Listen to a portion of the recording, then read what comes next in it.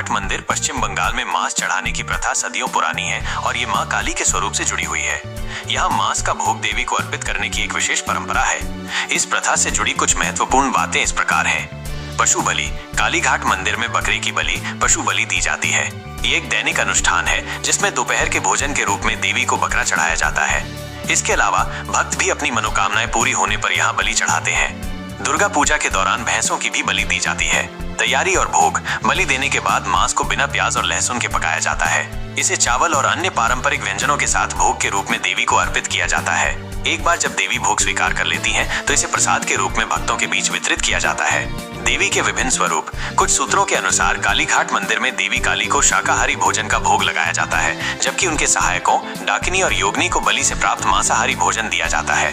तंत्र साधना। ये प्रथा तांत्रिक परंपराओं से जुड़ी हुई है, जिसमें देवी को मांस और शराब जैसी चीजें भी अर्पित की जाती हैं। तांत्रिक दर्शन में इन चीजों को देवी को प्रसन्न करने के लिए आवश्यक माना जाता है।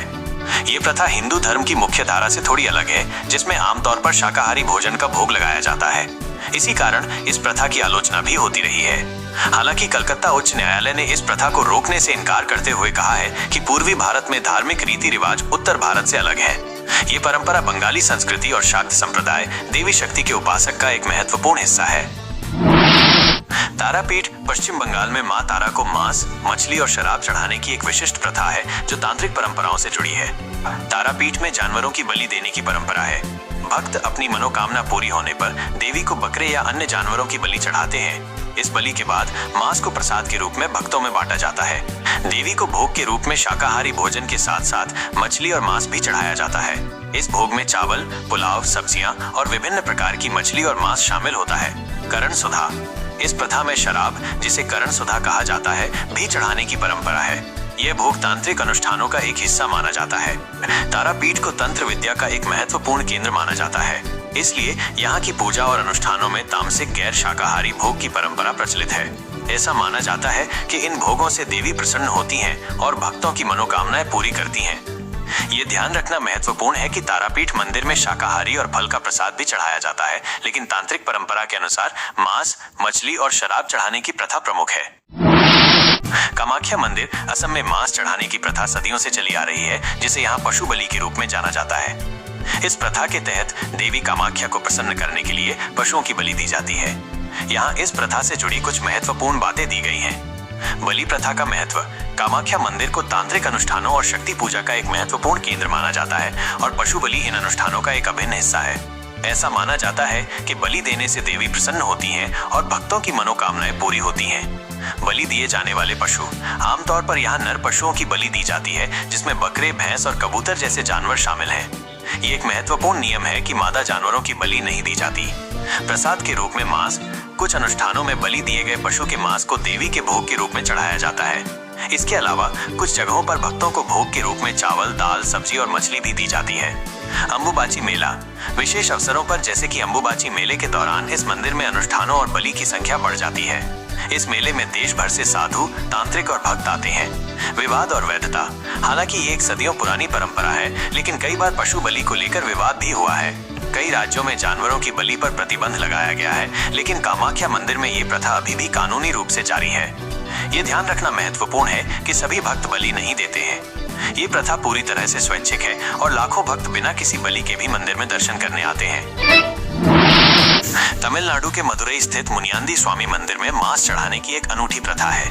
इस मंदिर में प्रसाद के रूप में चिकन और मटन बिरयानी चढ़ाई जाती है, जिसे बाद में भक्तों में बांटा जाता है। ये परंपरा कई दशकों से चली आ रही है। कहा जाता है कि इस प्रथा की शुरुआत तब हुई जब मदुरई के वडक्कमपट्टी गांव के एक स्थानीय निवासी ने अपने होटल व्यवसाय में मिली सफलता के लिए देवता मुनियांदी स्वामी का आभार व्यक्त करने के लिए बिरयानी का भोग लगाया। धीरे धीरे ये परंपरा गांव में फैल गई और अब ये हर साल एक भव्य उत्सव के रूप में मनाई जाती है। इस वार्षिक उत्सव के दौरान भक्त दान के रूप में चावल, बकरे और मुर्गों का मांस देते हैं। फिर इन्हें मिलाकर बड़ी मात्रा में बिरयानी तैयार की जाती है। सुबह सबसे पहले बिरयानी भगवान मुनियांदी स्वामी को अर्पित की जाती है और फिर इसे सुबह से ही भक्तों में प्रसाद के रूप में वितरित किया जाता है। ऐसा माना जाता है कि इस तरह से पूजा करने से देवता पूरे साल अपने भक्तों पर अपनी कृपा बनाए रखते हैं। ये भी कहा जाता है कि इस गांव के लगभग सभी लोग होटल व्यवसाय से जुड़े हैं और उन्होंने अपने होटलों का नाम मुनियांदी स्वामी के नाम पर रखा है। ये उत्सव उनके व्यवसाय की सफलता का जश्न मनाने और देवता के प्रति अपनी श्रद्धा व्यक्त करने का एक तरीका है। काल भैरव मंदिरों में मांस चढ़ाने की प्रथा के संबंध में कई अलग अलग मान्यताएं और परंपराएं हैं। ये ध्यान रखना महत्वपूर्ण है कि सभी काल भैरव मंदिरों में ये प्रथा नहीं होती है, लेकिन कुछ विशेष मंदिरों में इसका चलन है। यहाँ कुछ मुख्य बातें दी गई हैं। तामसिक पूजा और वाम मार्ग। काल भैरव को भगवान शिव का एक उग्र या तामसिक रूप माना जाता है। कुछ मंदिरों में, खासकर जो वाम मार्ग तंत्र परंपरा से जुड़े हैं, काल भैरव को मांस, मदिरा और अन्य तामसिक प्रसाद चढ़ाने की प्रथा है। प्रसाद का रूप। कुछ स्थानों पर मांस को सीधे प्रसाद के रूप में चढ़ाया जाता है, जबकि अन्य मंदिरों में बलि की प्रथा है, जहां बलि दिए गए जानवर का मांस बाद में प्रसाद के रूप में भक्तों में वितरित किया जाता है।